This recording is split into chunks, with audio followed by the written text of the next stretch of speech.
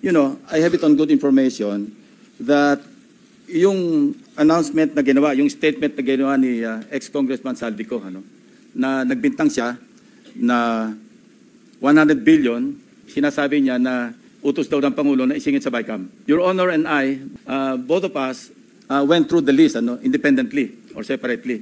And you and I agree na totoo yung listahan ng 100 billion pesos.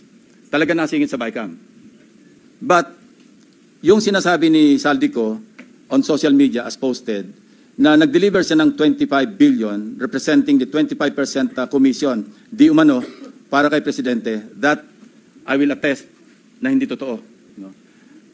Yun talaga absolutely untrue or false. Untrue or completely false. Why? Because, you know, last Sunday, I received a call from the camp of former Undersecretary Roberto Bernardo.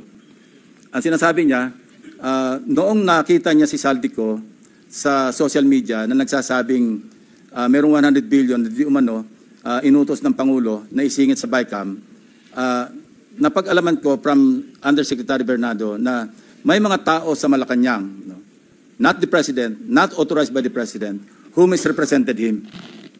I will name some of them. Undersecretary Adrian Bersamin. He name-dropped the President, making Saldico believe na utos ng Pangulo na ipasok sa BICAM yung insertions na 100 billion.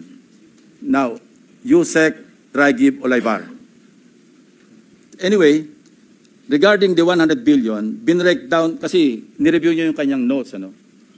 This is all related even to the appointment of Secretary Recto to be the Executive Secretary. As he is now the acting, I guess acting kasi hindi naman pwede magbigay ng ad interim appointment because Congress is not in recess, di ba? So, okay. Anyway, ang sabi niya sa akin, hindi po totoo yan, Mr. Senator. Kasi, ang breakdown ng 100 billion, 81 billion, yun yung na-assign sa DPWH. Yung 29 billion, other agencies. Hindi niya alam. Out of the 81 billion or out of the 100 billion, yung sa 81 billion, 52 billion, siya ang personal na nag-handle. Ako po nag-handle nun. Nasa notes niya, ito yung kanyang table, binigyan niya ako ng kopya. 51.01, I think almost 52 billion. Anyway, so 52 billion, yun yung personal hinandle niya. And talagang sabi niya, naghatid ako ng pera as kickback, but not to the President, but to Yusek Olaybar.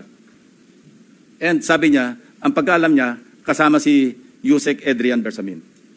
8 billion pesos, Mr. President, in at least 10 deliveries.